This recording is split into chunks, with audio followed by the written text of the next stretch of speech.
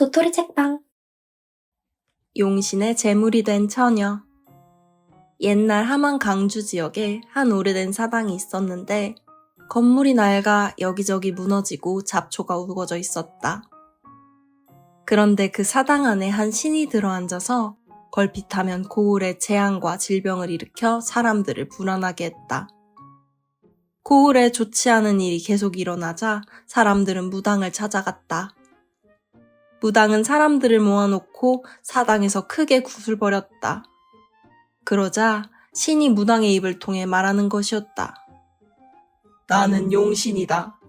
이 고을 사람들이 나를 존경하지 않는 것이 괘씸하여 재앙을 일으킨 것이다.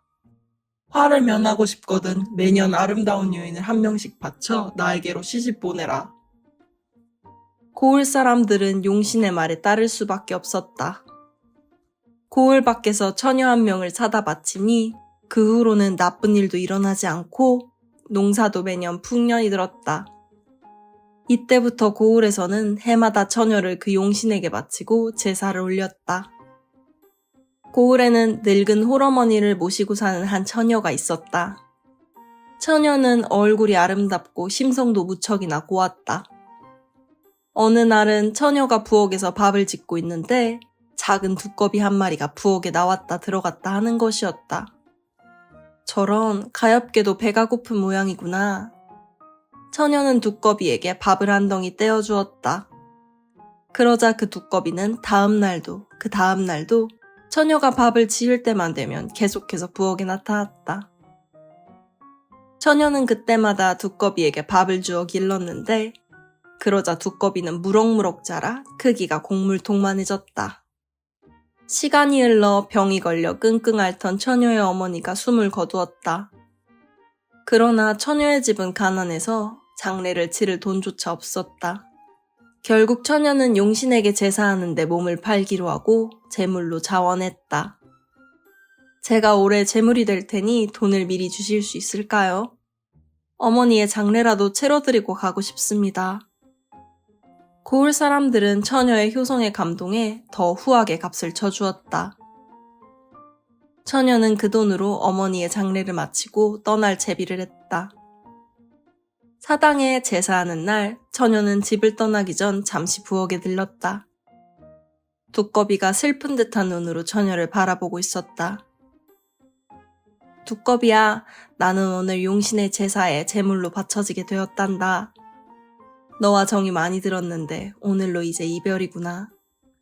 나는 더 이상 너에게 밥을 챙겨줄 수 없으니 이제 다른 사람에게 가서 의지해 살거라. 이 말을 들은 두꺼비는 처녀를 물끄러미 쳐다보더니 껑충 뛰어 처녀의 치박폭을 물고 늘어지는 것이었다. 처녀가 아무리 달래고 떼어놓으려 해도 두꺼비는 놓아주지 않았다. 결국 처녀는 두꺼비를 치마폭에 싸서 안은 채로 가마에 올랐다. 제사가 끝나자 고을 사람들은 처녀를 사당 안으로 들여보냈다. 처녀는 품속의 두꺼비를 꼭 끌어안으며 두려운 마음을 달랬다. 그래도 내가 함께 있으니 조금 덜 무서운 것 같구나.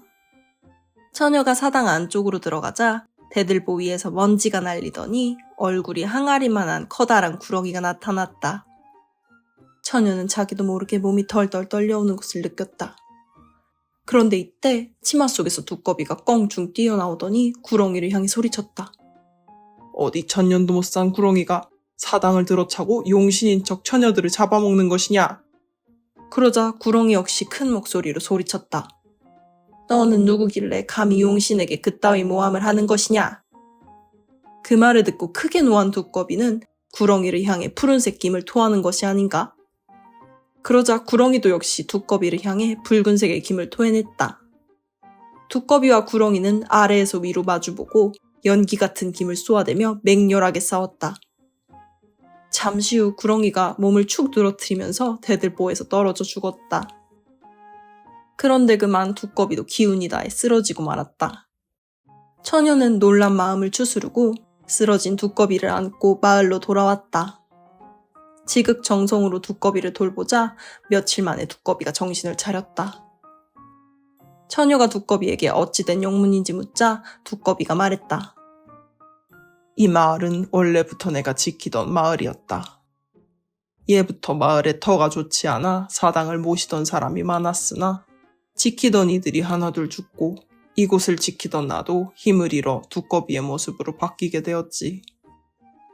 그렇게 사당이 비게 되자 그곳에 900년 된 구렁이가 용신인 척 자리를 잡은 게야.